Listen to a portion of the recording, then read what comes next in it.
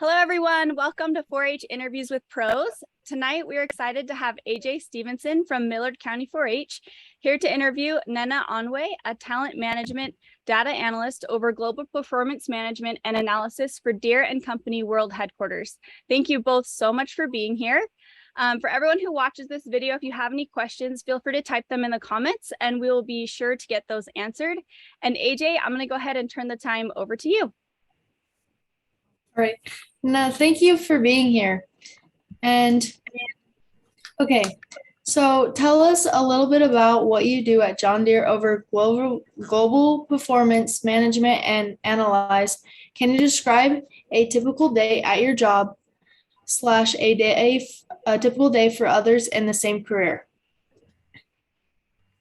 Okay, wow, that was fully loaded. Sorry if I went too fast. No, you're good. I'm a talent management data analyst, and the demands of my role, believe it or not, it calls for me to be a jack of all trades to a certain degree, outside of the main responsibilities of providing insights on products and services for talent management and what we produce as well, and our interactions with our clients as well. And just going back to the jack of all trades comment that I made earlier, projects that sort of fall outside of my normal scope of work include development learning and creating development learning paths for new hires. It wasn't too much of a challenge. It was actually a recent project that I worked on. And the reason why it wasn't so much of a challenge is because in my previous role as a leadership development consultant, I managed onboarding and learning content for new leaders.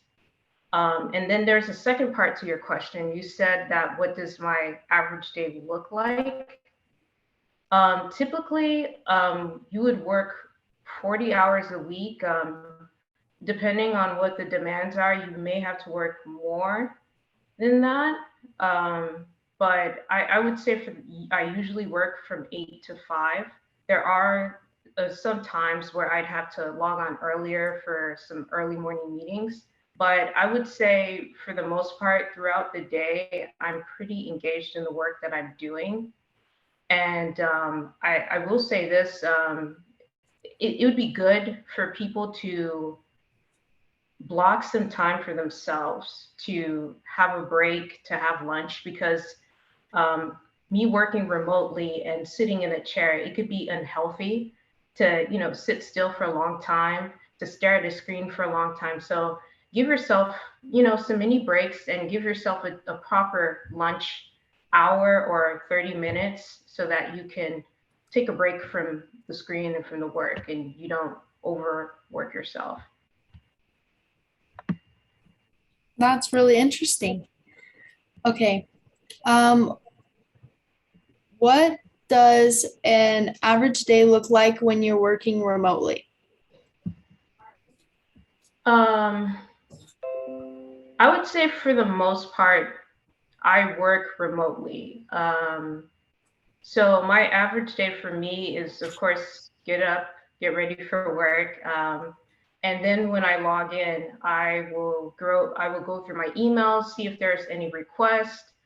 I usually will put in my schedule, or I'll jot down somewhere all the different, tasks, projects that I need to be working on for the day. Some people will put it in their calendar, while others don't.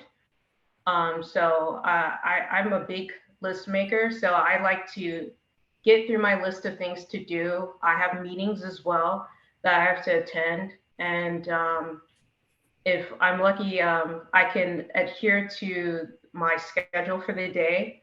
I do take a break so that I can, eat lunch or something like that. I try not to work and eat at the same time. It's kind of distracting. It's like you're not really doing one or the other. You're just kind of balancing both, and you don't really get to enjoy your food. Keep talking about food. It's important, but so is the work that you're doing. So I would say keep doing work. after I eat, and then I wrap up by 5 o'clock. I make it a rule to end my day. So I'm usually online for 9 hours, 8 to 5. So I try to wrap it up so that I can have that clear divide between the work that I'm doing and then my own personal life. So I can go and do the things that I need to do for myself, maybe working out or making dinner or I don't know, catching up with chores or with friends or something like that, just so I can have that balance. Wow, that is a long day. Goodness. What makes you excited about your job? What makes me excited? Discovering new ways to use data, not only to identify problems, but to solve them as well. So a lot of the data that we work with, it helps inform decisions that leaders need to make for, geez, for like the future of the company, for products, for different initiatives that they could put into place. So I find that to be very exciting that the work that I'm doing affects a lot of those, decisions that are made. Yeah. Wow. Okay, so did you choose your career because you could work remotely? Why? Oh, that's a good question. No, I didn't. I know that some people work remotely and I know that some people work remotely, but I wasn't sure how I could go about doing that. I guess the perfect example would be I know a friend of mine. He is basically in the same field as me, but he's more focused on the developmental side of things. And he had more of a hybrid schedule. And I thought that that was so cool. He wasn't 100% remote at the time, but you know, with the pandemic, I mean, that changed so many things. It changed the way that people worked. And a lot of businesses realized that, hey, this is a great opportunity offering remote roles and giving people the opportunity to sort of be the masters of, where they work and when they work, even to a certain extent, it would attract more talent. So this whole like for some roles 100 working remotely 100% of the time is pretty new still. I mean, I think I would say that it's really exploded in the last 2 years now. But yeah, definitely there were roles where you could work remotely, but they were pretty few, I would say, or they're pretty difficult to get to, but they were definitely there. But I didn't have any aspirations of working remotely when, I got into my career. Okay, I didn't know that there was still a lot, but not too many before the pandemic happened. But that's interesting to know. Thinking back, did you notice any interest you had as a youth that Nnenna, I need help. Come here. One second. Say that word. Align. Align with your current career today. Uh, when I was a youth, I was very much into art and science, with art specifically drawing, sketching, and they were big passions of mine. And so as I got older, I found out that, there is a way that I can incorporate, especially art, because I mean, that career path can be a bit uncertain Mhm. for some people, so they may or may not pursue it because of that. And science for sure. I mean, if you go into STEM, if you go into natural sciences, I mean, engineering is a perfect example of job stability. For certain, you can get a a great job in that field. So I used to believe that I would have to give up art completely, but for data analysis, there is a certain element of art in it because my role, it calls for me to have the ability to tell compelling stories and use visuals as well. So, visuals, as you know, makes like the story stick. So there's an art to creating dashboards and reports that I wasn't really aware of as a youth, but through exploring this field, I found out, oh, okay, I can still use art, but definitely I could use my scientific background as well. Wow. That, I love how like you could tie in your what you wanted to do as you were a youth into your current career today. That's so cool. Thank you. What type of education and training prepared you to work in your position?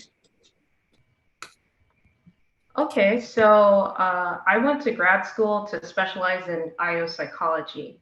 And IO psychology, if I were to sum it up, it would be the field that focuses on organizational development and statistics. And it started off as work psychology and it evolved into industrial and organizational psychology.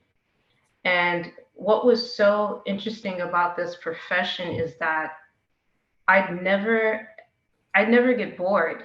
You could pursue many different career paths. A perfect example would be you could be an organizational consultant, leadership development, like I mentioned, um, data analytics, consumer psychology, which is helpful for advertising and marketing, user experience design. And what the big draw for me initially in this field was human factors. So that field is the understanding of how people interact with the environment around them. So these are techniques that they use to design cars, office furniture, and when you think about the word ergonomic design, you should also think about human factors because it's synonymous with that field. So in a nutshell, I won't get bored. Okay. What is the average pay for a person who works in your field? Oh, that's a very good question. The average pay, I would say, starting salary. I think it really depends on on where you live, Mhm. but I would say it would be $65,000, and it would. I think it's between 65,000 to 140,000. Wow, wow. Yeah, so yeah, you can earn a lot of money, and I would say, of course, even more depending on your company's rate, your experience, your leadership level too. That's a lot of money. Yeah, Um, definitely. what type of skills are necessary for succeeding in your job? Um, like me, you have to be a problem solver. I'm that kind of person that will not quit until I figure out what the issue is, how to fix it. You have to be well versed in data analytic tools such as Power BI, there's Tableau, um, and depending on the complexity of the software you work with, coding may be required as well for some roles. You have to have strong verbal and written communication skills, the classics. Um, you must, I would say, be a lifelong learner as well. And like I mentioned before, be a good storyteller because you're going to be expected to create reports and dashboards and things like that. So you have to be able to tell the story in a way that your audience understands the data because some people tend to, or not tend to, but you could end up using a certain kind of jargon that your audience may not understand. And by audience, I mean maybe leadership who is not well versed in, the data analytics space. You might have to put it in simple language that, ties into a lot of the things that, they're concerned with. Okay, that's cool. What is some of the biggest challenges you have faced in this field?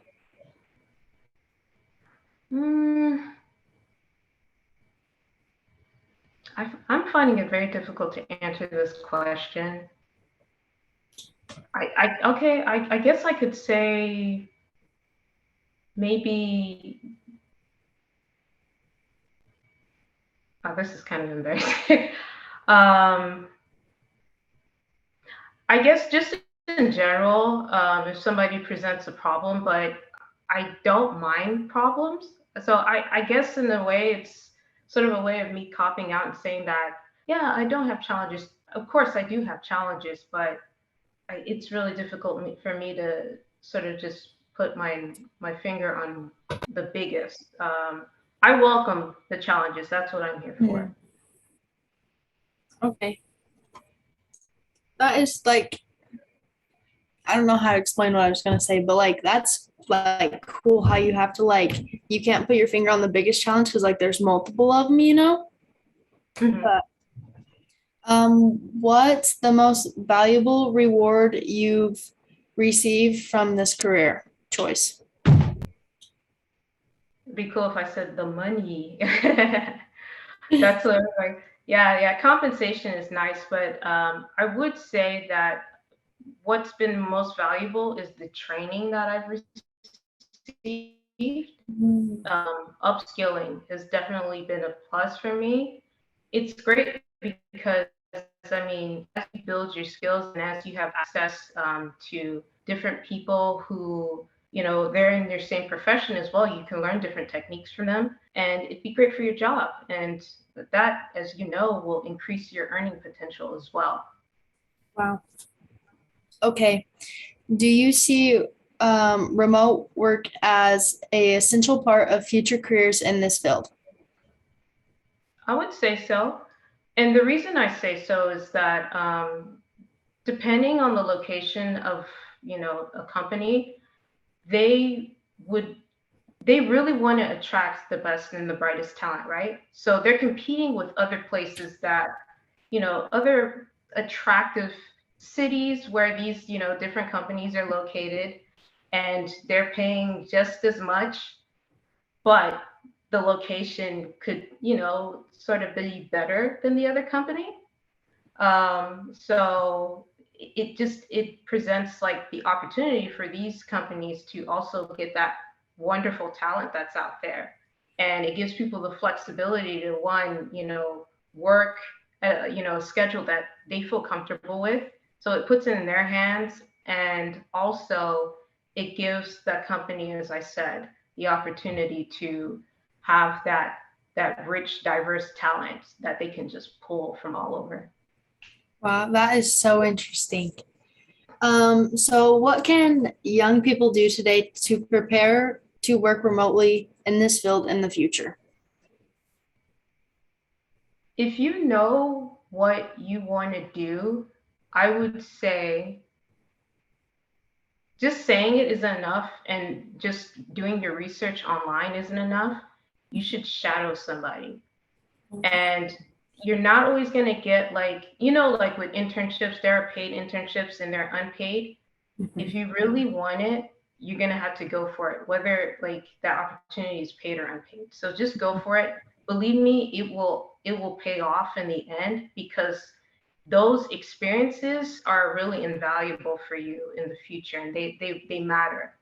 Mhm. So if, I was talking to a young person, and I am right now, but if I was talking to somebody else as well, I would, tell anybody, hey, just go out there and gather some experience, and talk to somebody in the profession and ask the same questions that you asked too.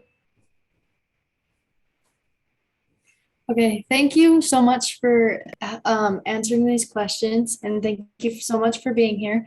And now I will pass it back to Kesley. Hi, thank you. Thanks so much, Nnenna. That was such great information. I loved your answers. I love that you said you welcome the challenge. I've never heard that response, and I think that's awesome. And thank you so much for all the information about people who are interested in working in your field in the future. For all of our viewers who are watching this video, I want to let you know that we have a few programs at Utah State University that are related to what we learned tonight. If you want to know more about what degrees we have to offer, we have a link posted in the description of this video. We also have the link for the Remote Online Initiative program if you want to learn more about what you can do today to be prepared to work remotely in the future. And then lastly, we have a link that is also posted for a 1 to 2 minute survey. It's really quick. And if you watch this video and complete that survey, you'll have a chance to win a Cotopaxi backpack. So make sure to check that out. And thank you both again, Nnenna and AJ, for being here tonight. And we will talk to you all later. Thanks. Bye-bye.